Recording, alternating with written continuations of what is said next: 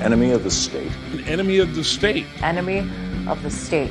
Dank Pod-Stash. You're listening to Enemy of the State's Dank Pod-Stash. Check out thedankpodstash.com to find every episode of the Dank Pod-Stash, links to support the show via our BitBacker and Patreon, Dank Pod-Stash merchandise, and much more. If you'd like to advertise on the Dank Pod-Stash, email us at dankpodstash@gmail.com.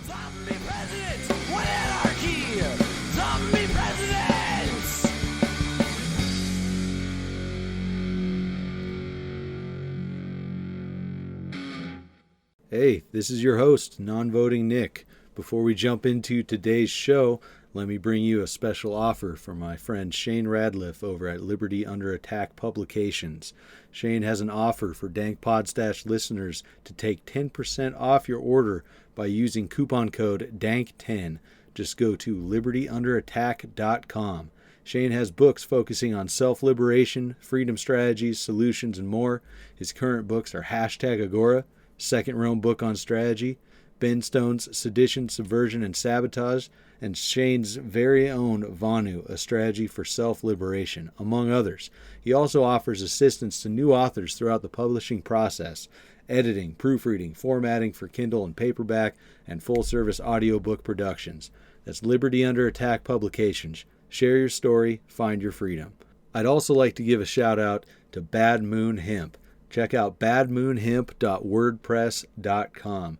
Bad Moon Hemp is your one-stop shop for all your handmade hemp needs. I use Bad Moon Hemp's beard oil and beard balm. It's awesome stuff. Be sure to check them out and enjoy the show.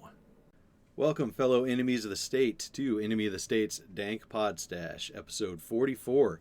And I'm here with the one and only Jack Lloyd. How's it going, man? It's going great. How are you doing, Nick? Doing good. First time we've ever talked via video and whatnot. Lots of Facebook comments and stuff. I'm excited for a conversation. Why don't you tell us about you, Path to Anarchy, what you do, anything you want to talk about? Awesome. Yeah. So, yeah, I exist beyond the internet for sure, as do you. Yeah.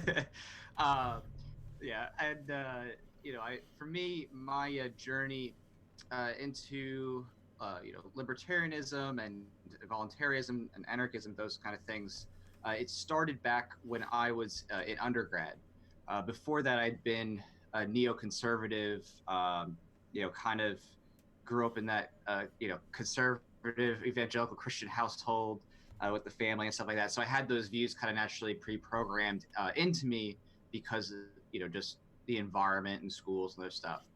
It wasn't until I got to college and I was taking a history class, learning about the American eugenics movement, and specifically a case called Buck v. Bell, where there was a woman named Carrie Buck who was an epileptic and was ordered to be forcibly sterilized by Justice Oliver Wendell Holmes, who said that 3 generations of imbeciles is enough.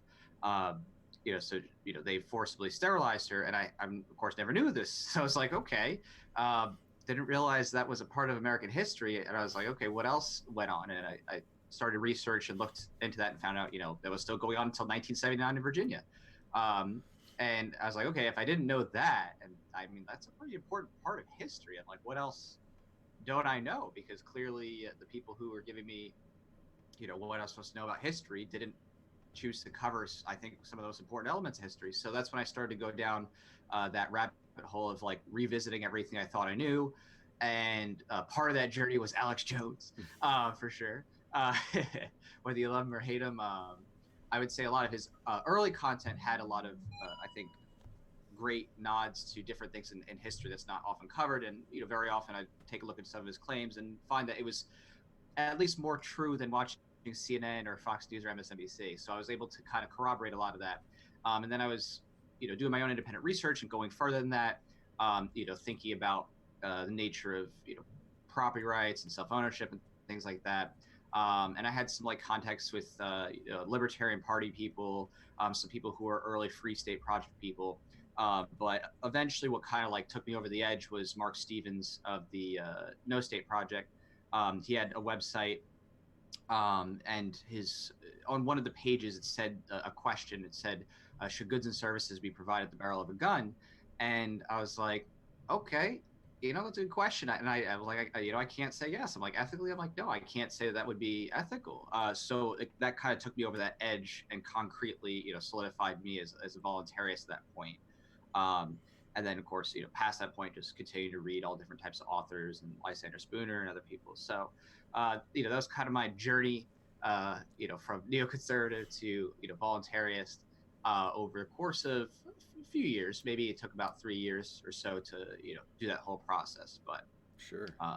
ever since then, love liberty, and have been working on all kinds of projects inspired from that journey, from creating a comic series to producing a memeage for different pages, whether it's Anarchy Ball or other kinds of big, you could say, personalities or meme pages.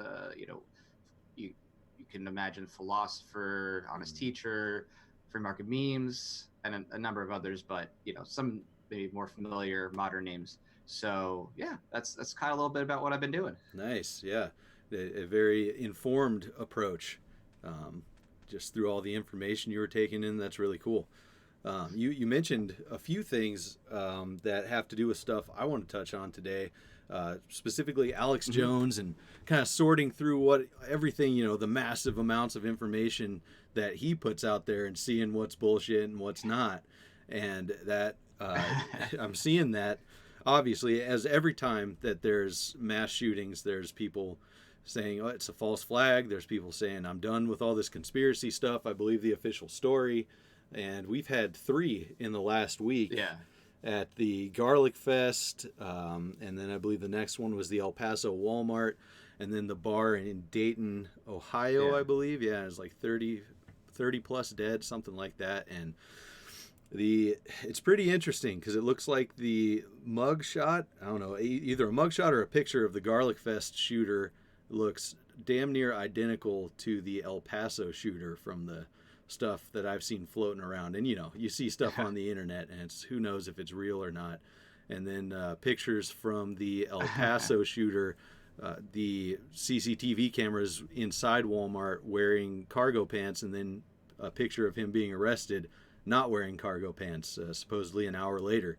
And it's just flying all over the place. Right. The inconsistencies, reports of 4 men in black with long rifles versus just one person going into the El Paso Walmart. And I was wondering where you're at with the conspiracies or anti-conspiracy, what you think about all this, and even further along, if it is false flag, if it's for a reason. We're coming back up to election season, so distractions will be prevalent, and there's so many implications. What are you thinking about all this? Sure. So when it comes to any kind of topic, conspiracies or not, I don't take an all or nothing approach. Of course, everything is analyzed based on a specific situation, the specific facts, and what's known, what I can prove or not prove. So with that said, of course, everything the government does, by and large, is a conspiracy. In terms of the definitional word, I mean, it's people who are acting behind closed doors, coming up with schemes that other people don't know about. So, by and large, much of what's happening in government's a conspiracy against people at large. So to me, that's kind of like a silly thing. And the word conspiracy is, of course, a CIA. Kind of a naming tool to kind of discredit people. That was back in the 60s and stuff, against the anti-war movement and other things. But when it comes to the specifics of different events that are either mass shootings or whatever kind of tragedy otherwise, I just analyze based on whatever I can prove or disprove. I like to take a look at as much information as I can, and just see whether there's something that's suspicious or not. And of course, I think there's tons of mass shootings all the time. I mean, the thing is like, that to me is actually just like pretty normal, in the sense that, there's like hundreds of millions of people in the United States. It's like, of course, there are going to be people who are deranged and shoot people. Just like, of course, there's car accidents. And, in 2016, 40,000 people died by cars, right? So, but nobody's like, oh my gosh, cars, it's the next menace, even though ban you're assault cars. 4 or 5 times more likely to die in a car accident by, going out than by, dying in a shooting of any kind, whether it's mass or otherwise. It's just, nobody irrationally goes, oh my God, there's a car, I'm going to die, So even though you're way more likely to die in that.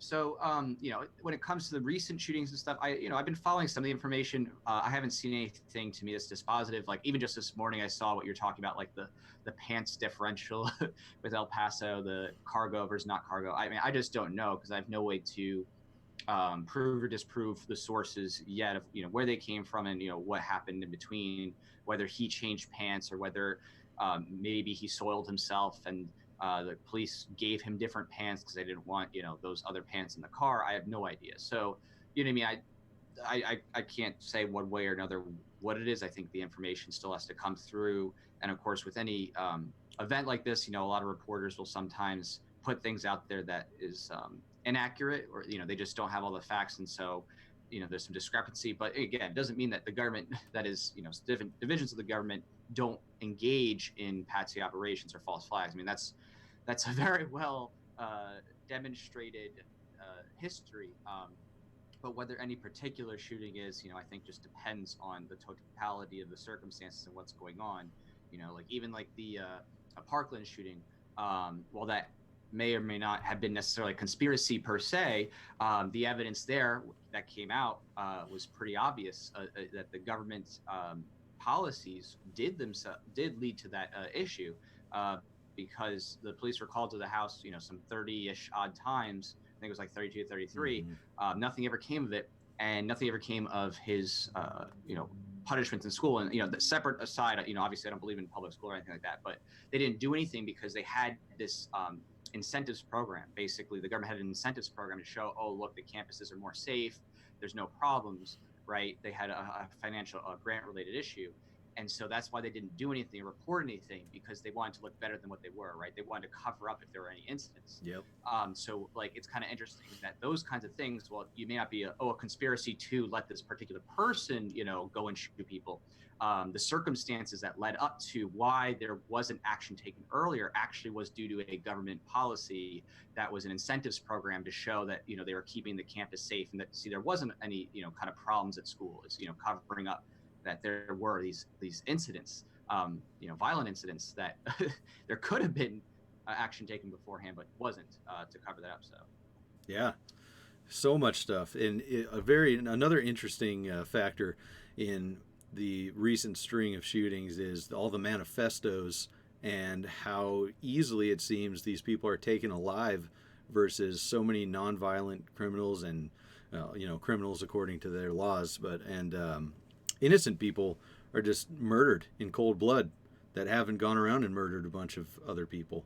It just strikes me as very interesting, the lengths that they're apparently willing to go to take these people alive. Right, and that's, I mean, yeah, it depends. Like, it's circumstantial because, like, for example, in the Parkland with Cruz, he was already disarmed at that point and was just walking outside with everybody else, right? Mm-hmm. So he was trying to blend in with the crowd. So, when police took him, he was already just, disarmed because he left the gun, elsewhere, and they just found him. So, yeah, I mean, it is certainly interesting that there's so much violence, by police against people over seemingly victimless activity with no real threats impending in the moment. Like there's no actual weapon even if the person has, and they're just quick to draw guns and shoot them. So it certainly is concerning. Mm-hmm. That there is that issue with police and violence. Absolutely. Yeah, and just it's just a shitstorm, obviously, with the media covering all the shootings, and they're still reporting on Area 51 in places, and so many, and obviously the debates and all that stuff, and yet it seems the Epstein case and the implications of that have been radio silence. Hardly seeing anything like that. I like to try to bring that up at least once every show lately, because we talk about a little bit of everything, but we don't want to forget about that. I definitely want to keep that in the forefront. That's one of the bigger issues that could be dealt with right now. Right, and that's definitely an interesting case because that, I mean, that, has already shown itself to be kind of corroboration, funnily enough, of like what Alex Jones would Mm-hmm. say, which, I think a lot of people had already recognized that to be true despite him. But the idea that Hollywood and a lot of the elite levels of, political connectedness in those circles, they're all into, of course, their wild orgies and, you know, uh, sex parties with kids and stuff like that. So, I mean, I think, to me, that alone should just be itself like the vindication for Alex Jones is what Seriously. he said. You know what I mean? It's like it's moments like that, right? When the mainstream media, post something that's wrong, they get to write their correction at the bottom of an article like a week later, and they get ignored. But like when this level of, if you want to say conspiracy or just a factuality of this situation gets exposed, it's like, oh wow, this guy really did have a crazy, sex escape room island where all these elites would come and Yeah. fly to, politicians, elites. Oh wait, so that's not vindication for that? That's not like, oh, you know what, he was right. You know what I mean? It's Seriously. Yeah, and links yeah. to human trafficking and being able to pass through border and customs and military checkpoints because he's sharing IDs on his whatever it was, fucking plane or helicopter or whatever it was, and then being found beaten, partially strangled in his cell, and oh, nobody fucking knows how that happened. Must have beat himself up. It's Right. like what the? I mean, there's an easy explanation there. Obviously, is that inmates hate pedophiles, but you'd think they'd keep him out of Gen Pop or wouldn't let anybody in his cell. But who knows? Who knows what the hell's that? The deeper cuts are that the Clintons are trying to get at him. Of course, that's usually the go-to conspiracy when it comes to that stuff. Is getting suicided by the Clintons. Could be. I mean, the thing is at least from what has been, said so far and corroborated, he definitely would have lots of people who would be very concerned Yeah, about him telling the truth of what happened. So there's definitely a lot of high-level enemies that he yeah. would have if he were to actually reveal who did what and when. So I definitely can see why, I, he may not make it. I don't know. I hope he does, so that maybe he does squeal, but Mm-hmm. he may not. So It's a yeah, weird fucking situation because if he shows up dead, that's almost confirmation of him being silenced. And if he did show up dead, of course, the story would be, oh, some other prisoners got to him or some guards killed him because they hate pedophiles and whatnot. That would, of course, be the right. story. But I don't think I'd buy that. He's a fucking billionaire in jail that they're just going to let somebody kill him with all the implications around this. I think that'd be a pretty red-handed way to get caught. Yeah, we'll see. Yeah, Yeah, I guess who we'll have to knows? see. Yeah, hopefully he'll get his one way or another. But yeah, so besides the distraction of a lot of the stuff in the news, even the sillier stuff like Area 51, I like asking a lot of different people about that specifically right now because I find the willingness to storm a government facility by tons of people, whether or not they show, just to entertain the idea, pretty awesome. I like that seeing in the groups, people are saying, oh, you're going to get mowed down. You can't do this. And there's, fuck you, we're going to do it anyways. Yeah, I think it's great. I think it's for me it's that little like test in the waters inspiration for people to be like, what would happen? What would they do if all these people actually did it? I mean, and obviously based on their protocol, I mean, we know at least how we would expect those state actors to act. They would supposedly, according to their own protocol, just shoot people down. I mean, that's true, but that would have some serious Mm-hmm. ramifications, of course. People being literally massacred, that could spark its own civil war, especially, the friends and family of these people, whoever goes, so yeah, I'm not going to be personally going, although I wish I could be on a fly on a wall and see how many people actually show up and what happens. But I think it's just a fantastic uh, kind of like breaking the ice of thinking about how would people go about storming government facilities in the event that they're just tired of the government, hiding stuff and this and that. And obviously, I think, at least personally, I think Area 51 at this point doesn't probably have anything special, just because it's so publicly known and has been for so long. I would imagine that there would be other locations that are not exactly very well known where meaningful, government experiments are taking place and stuff like that. But again, just the concept itself is what I really love seeing entertained, that people actually are seriously thinking, what would, we're tired of the government hiding what they're doing behind closed doors and saying you can't know what we're experimenting with or on or what technologies we're developing. And I agree with that, of course. I don't think the government should have any secrets whatsoever. Any government with secrets is basically just saying, oh, okay, we're going to rule you and you're going to be in ignorance. So it's just, to me, an ethical question. But, what comes of it, I think will be fascinating. I think it's, some stepping stones toward people saying, you know what, we're tired of being kept in the dark about everything. So Yeah, absolutely. I do want to go, and we've covered this in depth, so we won't go too much further. But yeah, I don't think Area 51 has anything anymore. It's been moved to different sites and mostly declassified. But I think whatever happens there needs to be covered by someone other than mainstream media, which leads me into my, awkward transition to my Patreon pitch. I have a Patreon goal up there. If I get to $1,000, you'll send me to Area 51, and I'll cover that. And listeners, you guys will get all the info first, and then everything will be released, of course, to the public too. So definitely check that out. Send me. I'll roll up. It'll be awesome. But yeah, that's a good incentive. That's a good one. Well, yeah, and I've had people express concern, like, you're gonna fucking die. It's like, what do you think? I'm gonna, Naruto run to the front with a fucking camera? That's not what I'm gonna do. I'm gonna document this. Big zoom lens. Yeah, exactly. Just to the outskirts. Yeah. Shit, if they're taking out the press, that's a whole nother level. And like you mentioned before, kicking off a civil war, it could either be kicking off a civil war or the beginning of total dominion over the people in this country. Right. Could go either way. Yeah, so we'll see what happens there. I had heard that would be the Area 51 event would be a distraction for storming the detention centers on the border. And then I recently saw that I think it was an Antifa event organizing to storm the border facilities and whatnot. And then subsequently it was released something about conspiracy theorists and things like that, of that nature, people of that nature being labeled as terrorists possibly by the government.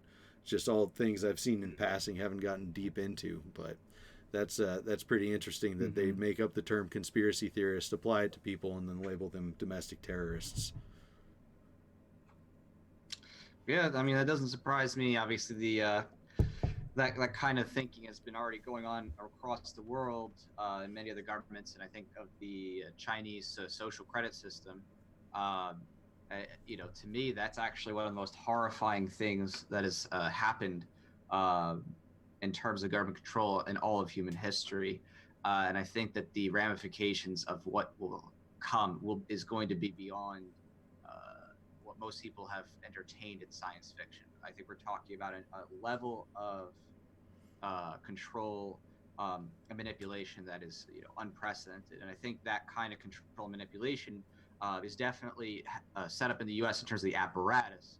In terms of implementation, that's going to take some time and some finagling, but I do believe that is the ultimate goal of those who are in the more permanent seats of power in the state, is they would like to have that same level of social control like the Chinese government does, in terms of trying to control the internet, what people can see, control the news, control how people are able to travel based on how compliant they are with the government.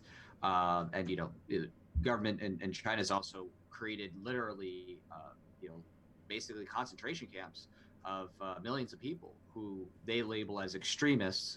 They started a bit with just going after Islamic fundamentalists and some others, but they've continued to expand the categories, and it's insane. It's literally like something that you would be like, oh, this is what people would have been revolting over in, Nazi Germany, right? Like you look back in time, like had this happened, it's like it's literally happening again right now, and people are just still, of course, living their lives today. And people look back like, oh, well, why didn't people do anything then? It's like it's happening again, and same thing's happening because people are rationalizing government action. So Yeah, absolutely. Yeah, it's definitely probably here more than we even think it is. I can't remember. I think it was my probably our mutual friend Daniel Johnson that shared a picture with me of a kind of soft social score rating that either he found or someone that he knows got in the mail, comparing their voting to the voting in their neighborhood,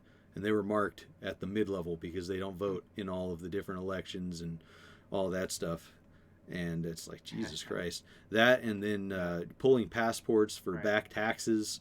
That's the restrictions on travel. It's going on, and it seems like he's shouting at a wall as we talk about this. Yeah, no, I completely agree. In many ways, the government has already set up some, proxy, corollaries to what's going on, and it's only going to be getting much worse, very soon. I think that given the projections of how things have been going, in my opinion, I would say within 10 years, we could see that levelish dynamic shift that was seen in Venezuela, um, from about 2008 to present, because of the you could say populist sentiments to advocate for more government control of literally just everything. So from what I'm seeing, that is a real possibility, within that time frame. So Yeah, absolutely. It's fucking scary. And it seems that the one thing that we have, that these places that are falling deeper and deeper into the control of their state, that one thing that we have that they don't is our guns still. And although not as unrestricted, obviously, as we would like, that might be holding things off. But damn, it doesn't seem like there's a whole lot of people willing to use them. Even with the peacocking 3%ers, they still fly their fucking back the blue flags in all their cute little militia photos. So right. And what you're saying, it is a good question. I still question it to this day, like what will exactly happen? Who will actually, be willing to resist? Because personally, obviously, I don't want that to happen. I don't want any violence. I don't want there to be suffering or, or pain or destruction. I think that's horrific. And so to me, that's why I do what I do, is I'm trying to change as many minds as possible for whatever purpose, whether it's just to slow it down and maybe create an alternative exit, or something like that, or secession even, because there is still that on the table technically. States, that is the state government's trying to do that whole secessionist thing just to avoid lots of people dying. Because I don't want people to get massacred in a civil war. The civil war in the U.S. is very bloody, and although there were certainly some very evil deeds going on with slavery and things like that, it's still lots of people dying, and lots of people suffering, and lots of destruction. So I hope to be able to stave that off, but I see that becoming more and more difficult to do, because the people who are at the seat of government appear to be more and more brazen with how much they're willing to violate people's bodies and properties, no matter what. They keep pushing that envelope, and there's that growing radical divide I see is basically ultimately what's going to happen is you have the big progressive welfare state statists versus the coalition of basically those who fall to like the libertarian-ish scale. I see that kind of radicalization happening as the current generation of those in power start to retire / die. I think that's a big divide among the people who are in the millennial era, is that divide starting to grow. And unfortunately, thanks to all the indoctrination that took place in all the public schools for the past 20, 30 years, many people think that the government should basically be their mommy and daddy, and say exactly what prices should be, say exactly who they should trade with, say what they should be able to owning their home or smoking their home or having their home or doing. I mean, it's just nuts. So, uh, you know, it's going to be a very difficult uphill battle to see whether the tides are going to turn toward liberty to some degree or toward, I think, eventually, if it keeps going as it goes, uh, a type of tyranny that begins with some type of government emergency measure, then lead to martial law for whatever reason, and then Yeah. whatever labels they want to put on whoever's the terrorists, right? As they said, these people are the terrorists, conspiracy people, just like any other democide in history. Start with demonizing a certain class of people, us versus them, and start killing people or putting them in concentration camps. So. Yeah. Absolutely. Absolutely. The Boogaloo memes are fun, but like you said, it's not just people fighting that are going to die. There's going to be a lot of innocents that die from exposure, lack of basic resources, all kinds of shit. And it's not something that I want at all either. And I think the whole idea of collapsitarianism and, kicking off the Boogaloo and whatnot it's premature for sure, because you're hitting it on the head when you say you're trying to change as many minds as possible. I think culture needs to change before anything else can happen. And like you said too, people are looking for government mommy and daddy. They're looking for handouts. They're looking for security, no matter what they have to give up. And that's the main problem. If we hit any kind of collapse, is that people, it's not going to be a bunch of people out there fighting for an anarchist future. We're a small minority as far as the mindset of freedom goes. And if we'd be lucky to come out of a full collapse with even a libertarian government, I don't think it would even go that far. Right. Yeah, and that is a big difficulty. Is that no matter what, it's not going to be a lasting peace if minds aren't changed for the long term, which is why precisely why exactly then that imperialism and these foreign wars meant to liberate people are total nonsense, because you can't liberate people uh, by killing their families Mm-hmm. and by destabilizing the area, because then you're going to just create people who are angry at you that they were, or their families are collateral damage, and you're going to have people that never even learned principles of ethics or economics to even move forward. So they just go straight on back to what they were doing before, which was handing over their sovereignty to a state in the name of, well, it's got this protection security. I can't imagine anything otherwise. So, Yeah. um, that's why the violence to me is not the solution. Culture change is required, but unfortunately the violence may not be chosen. That's the issue, is that even though I want as much peaceable interaction as possible, when the government says, oh yeah, turn in your guns or we're gonna come and kick down your door and shoot you and your dog, there's not really much left to do at that point. You know what I mean? They're gonna be pointing guns at you, or trying to red flag law you for whatever reason, whatever made up reason, and then that's it. You know what I mean? So there's not really much you can do at that point except just say you're never gonna accede your property rights, and if they're going to, then you're gonna take out a few of them with you. If they're gonna take you out, all right, take out a couple of you with me if you're gonna do that. So Yeah. Yeah, absolutely. yeah. And I think it behooves any liberty-minded person to be prepared for that eventuality, even a collapse, if only for the reason of being a beacon of freedom and showing people, and growing the numbers, growing freedom in the culture during that type of situation, if that's possible. Because people, even with the worst case scenario, people are going to group together to survive, and so people are going to form their own mini societies, whatever, until some governing body is back, someone puts it back together, it rebounds itself. So why not do our best to form those in the way that we think is correct? It could only help.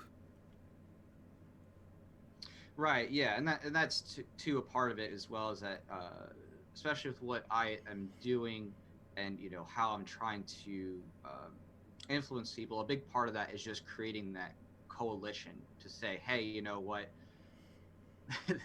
the government is definitely rearing to uh, basically turn us all into permanent slaves. We might as well think about what alternatives we can come up with to exit, because you know what I mean, eventually we may be the people who are the refugees, right? I mean, at this rate, Yeah. the people who just want to be left alone might be the same refugees in the same sense as people who had their homes bombed by a drone, bomb, and they're fleeing their countries and this or that. And I don't think people realize how much of a potential reality that is, like how much closer we are to that um, than has ever been, because of the technological advancement that the current federal government has, and those in power wish to actually test out. So, I definitely have seen this trend, though. Even in the mainstream, I track uh, mainstream trends as well, left, right, and also, people who are kind of in betweens, like paleo conservatives or stuff like that, or constitutionalists, stuff like that. And I'd say even in there, the people who are in that intermediary are recognizing that this is coming.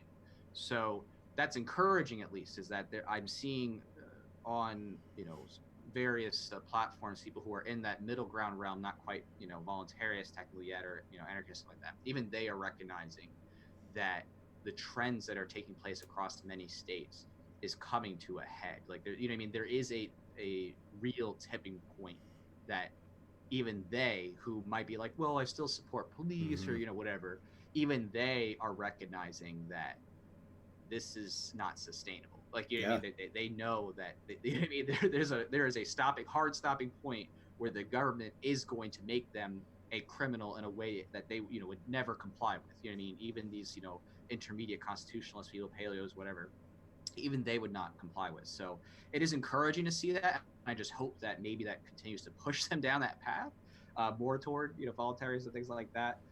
But yeah, it's pretty scary out there, Yeah. where things are headed, especially for a lot of people in these states where they've recently passed um, red flag laws and other types of bans. California, they had the magazine capacity ban. They had Washington had the they call it assault weapon. Of course, has nothing to do with machine guns. It had everything to do with just having a pistol grip and a magazine.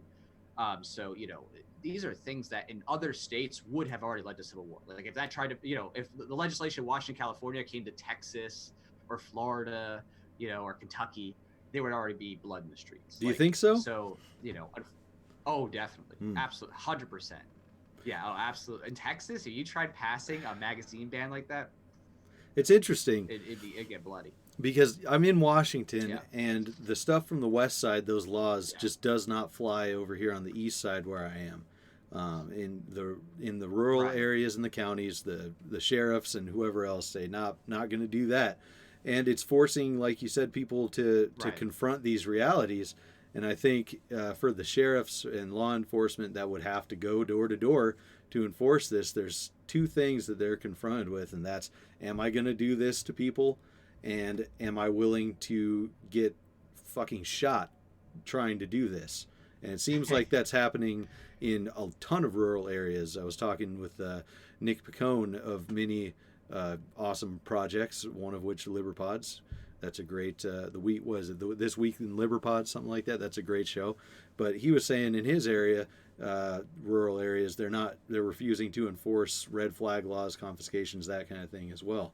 So I wonder if if it would be a civil war in those states, if there would be violence, or if it would be similar to areas like California and Washington, where people in the cities kind of roll over because they don't give a shit, and then the rednecks, us country folk out here, say just keep on going how we do because we don't give a shit.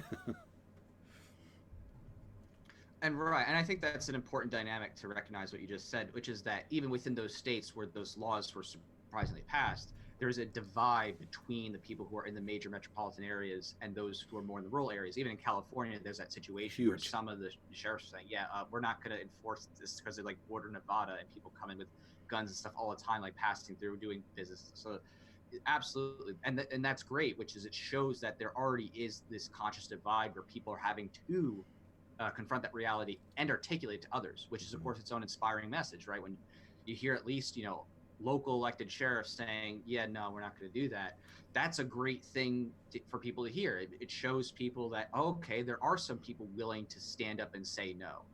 And I think that one of one of those things eventually, of course, is going to come to a head. I'm sure at some point, whenever push comes to shove. I'm not sure which agency is going to infringe on which agency first, but I mean, guaranteed at some point there will be that conflict. There will be, like Kent State, right? Then they, obviously it wasn't a good thing with the forced segregation, but when the federal government comes in, sends National Guard or something like that, or state government sends in state troopers against the local, police, right? Like what's going to happen in those situations? It should that, come to a head. I don't know.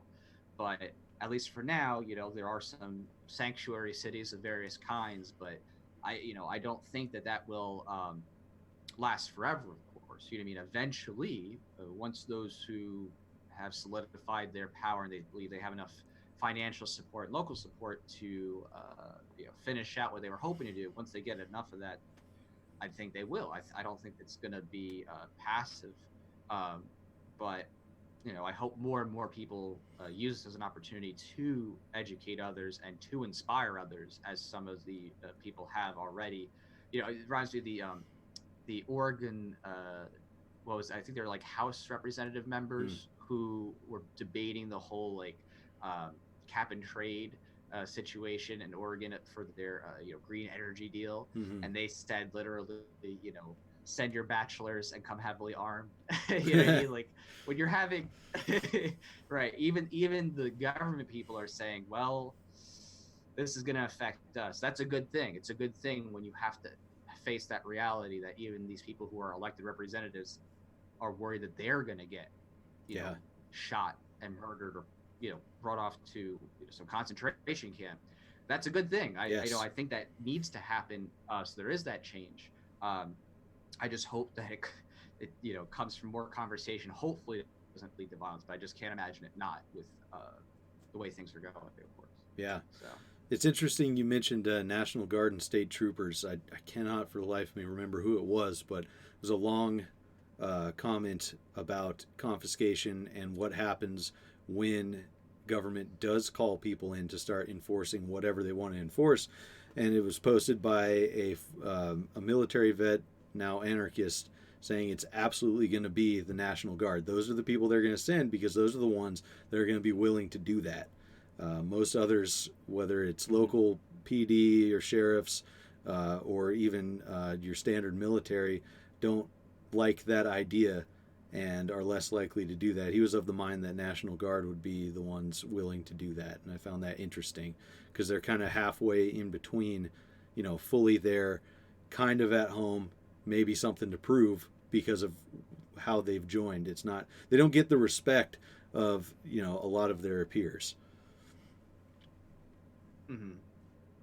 Yeah, I agree. There's definitely differences among the branches and among the types of people that go in who are how far they're willing to just follow orders. I definitely seen that, and for example, I would say from personal experience and from what I've read or researched online, like people who are in the Marines tend to, again, just not everybody, but tend to be a little bit more of the mindset that they would not shoot American civilians, and that if there was true gun kick down door confiscation, many of those people would use their skills to fight back against that, and many veterans of that as well have that same mentality, which I think is a good thing. Obviously I would be thankful for that, any kind of support, just saying no, we're not going to accept the government violating these traditional concepts of fundamental rights or natural rights, whatever that you want to go. But at the same time, I'm also not very hopeful in a lot of ways, because as it stands, there's been lots of gun bills that have successfully passed in many states that should be, in and of themselves, sufficient to say, okay, it's time to fight back. But I think in many ways, the reason why people haven't as much is simply just because the teeth of the law hasn't been with going and ex post facto lawing people and going after the guns directly. You know what I mean? Like usually they don't go and do the door to door thing. They just say, yeah, ban whatever. Like even like what was it, 94 assault weapons ban, right? Even the federal government, they grandfathered, said you couldn't sell, right? They go after the manufacturers, people kept them, people didn't, do whatever, they didn't care. So you know what I mean? But now it's changing. Now the whole dynamic of just, okay, maybe we can get gun control through if we grandfather and don't make registries. Now it's becoming like, make registries, red flag law people, go do it. So they're changing the tactics in a way that I think, as I was saying, would lead to the violence, because they're not just simply saying, yeah, you can't sell us anymore, this and that. They're saying, yeah, we're going to come take it. And like New Zealand, right, they actually had, they had a registry system, but they didn't actually have like all the individual guns registered. And when they passed their gun ban, most people didn't turn it in. It was like less than 1% Yeah. of supposed Awesome. people who would have those guns, which is awesome, of course. But again, it's like, okay, what's going to happen eventually, right? They're going to start going after people eventually, just like they will in the U.S. eventually, if left unchallenged in that way. So Yeah, I think it's important to squat up when people need you. I always say, and I'm happy to hear other people say it all the time as well. Yeah, make the Bundy Ranch situation the norm. If people need help when the state agents and whatnot are coming after them, get your ass there if you can. Do your best to get there and rally people to that cause to protect each other. I think that's really important, to actually stand side by side with people who need help in those situations. And I've said it before, I'll say it again. Hit me up. People know where to reach me. Have gun will travel, allegedly. I completely agree. I think Bundy Ranch was a wonderful example of how people could rally together, work together, use their guns, but without actually killing anybody, to make a stand against the government. And even the local people, of course, didn't convict the ranchers when they went to trial, because everybody knew it was total hogwash what the BLM was trying to do. So I think that definitely works. Of course, when you have advance notice, it just is going to be a little bit trickier um, with the red flag law expansion and how people are potentially going to be targeted. So we got to, I'm obviously following that very closely, and just paying attention to any issues or cases that come up. But definitely puts a little wrench into it, because it's no longer something that's kind of announced. Now it's just like, oh, they'll go to a judge secretly where you don't even have the chance to defend yourself, and get this. It's not a truly a true warrant, to the Fourth Amendment, but they get this ability, you could say, to go and take someone's guns, even though they've never been charged with a crime, involving a victim with somebody else. So that kind of stuff is very concerning, and until that comes to a head through the legal sphere and maybe the Supreme Court, there's going to be a number of people who are going to be attacked, and as we've seen already, murdered under various red flag laws. So Yeah. Yep, absolutely. And in those cases, you got to be prepared to be on your own. If you're in a place where you think that could happen to you, boating accidents, buried in PVC in the backyard, and maybe even some kind of alert that you can send out to social media if someone starts pounding on your fucking door. Be like, this is going down, just so everybody knows. And neighborhood community support systems, anything like that would help. That's what we offer as anarchists, is personal responsibility and individual freedom. So we got to practice that as well. Yeah, we're getting not too close to time, but I wanted to jump to I guess the debates and interesting allegiances I see forming around the anarchosphere behind candidates of the major parties, and see what you think of that, because I think it's one thing. I think it's fucking hilarious, obviously, the smackdowns going on in the debates, but I find it incredibly strange the amount of people who are anarchists who saying, they're like, yeah, I could vote for this Democratic candidate. yeah, I mean, obviously, I don't support anybody for office ever, in the sense that I don't trust in politicians to solve any kind of meaningful problem. I think it's kind of it's something that, like, if you just take the time to study history of what people have said versus what they do. And at this point, it's not very hard anymore to do that thanks to the internet. You can just literally watch live clips of politicians campaigning and then watch what happens years later when they actually are in office and make the comparison. It's not very hard to see that everything that basically a politician says that they're going to do with their best is not going to be done, and the worst stuff that they say that they'll do gets done. So to me, it's just always kind of silly. You know what I mean? To me, the only thing I support with in terms of like politics is just the concept of outreach messaging. You know, like just the idea of there's a platform, people are listening. Okay, could we get those ideas of liberty, like Ron Paul or some other people did, out there? I don't believe that's going to change the system, but I do believe it's going to change minds. Just getting people to hear like, hey, maybe we should be bombing people in the Middle East. Maybe the government shouldn't be kicking down people's doors over a plant. That kind of stuff. Like that's just a great thing, I think, for people to hear.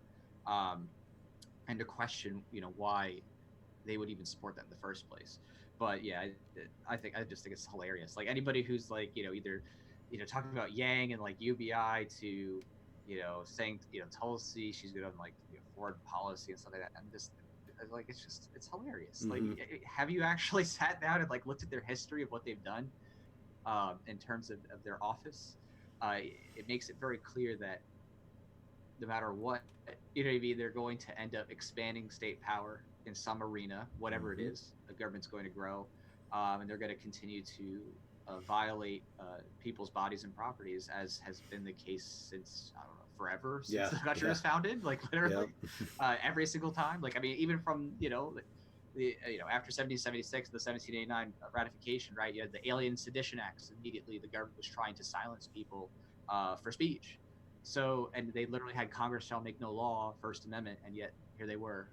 So, it's just one of those things that some people they're a little young and naive, is just how I see it. You know what I mean? A lot of these people who are even saying the support are usually just middle to high schoolers, some early college young people who they're just new to it. They haven't actually done the due diligence of reading the history, and they get excited by it. Like, ooh, this person could save us. Like people are like, oh, Trump, he's going to save us. I'm like, no, like I mean, sorry, he's a part of the same old club.